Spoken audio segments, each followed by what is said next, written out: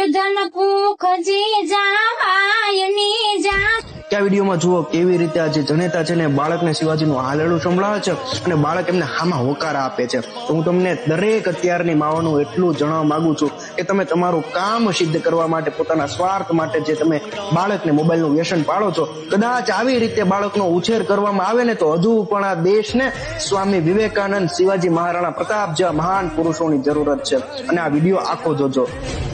દેશમાં મહારાણા પ્રતાપ, શિવાજી જેવા મર્દા મર્દ પુરુષ થઈ ગયા ને લક્ષ્મીબાઈ, એમાં મોટો હાથ એની જનેતાનો હતો. કેવી હતી જનેતા આ દેશની?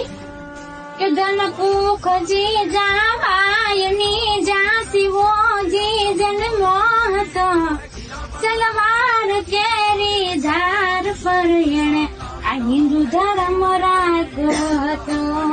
કે પડકાર કરતી પુત્ર ને મરજે સમર મેદાનમાં, અમ દેશની આર્ય રમણી અમર છે ઇતિહાસમાં, ગઈ અમર છે ઇતિહાસમાં.